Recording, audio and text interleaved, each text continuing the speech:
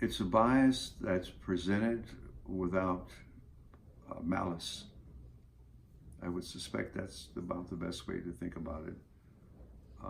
It's not something that you think about doing on a routine basis. It's there either through experiences in our society and or things that you read about, but it's learned.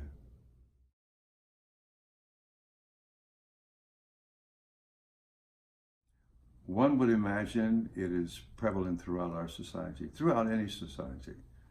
I would imagine as soon as you're able to realize an environment outside of yourself, you have biases.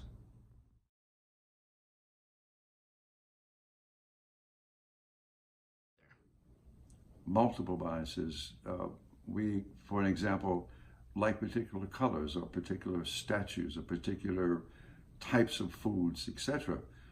But the one that's most destructive in our society is racial bias.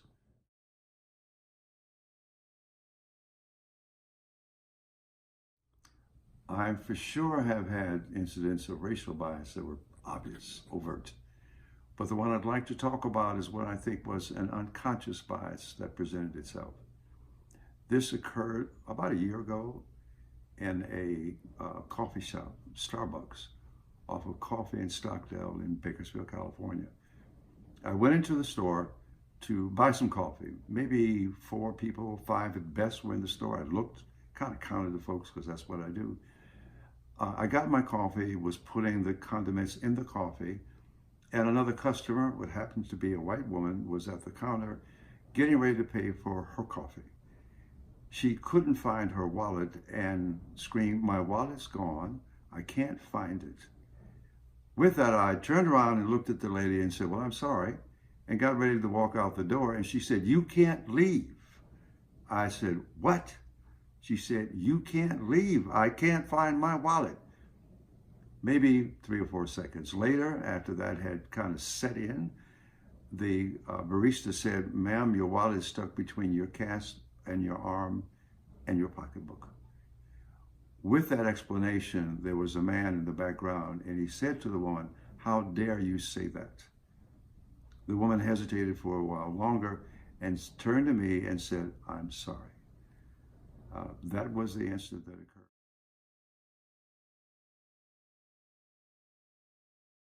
Considering I'm 81 years old and still subjected to this kind of racial prejudice ever since I've been born, all of my friends that I know of color have experienced this thing. I was angry as hell. I really wanted to strike out. That was my first reaction, but I didn't. I simply spoke. I didn't do anything physical. I was hurt, angry, just a myriad of emotions I felt. It's hard to be saying for a person to tell you you're not worth anything when all of your life you've tried very hard to be worth everything.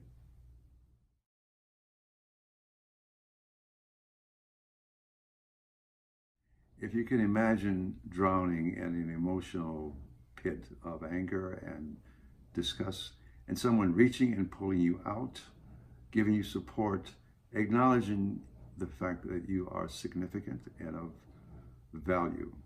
When the man said, "How dare you?" I really felt elated, not because it was a slap against the woman, but it was a positive effort on his part to defuse what was a very bad situation.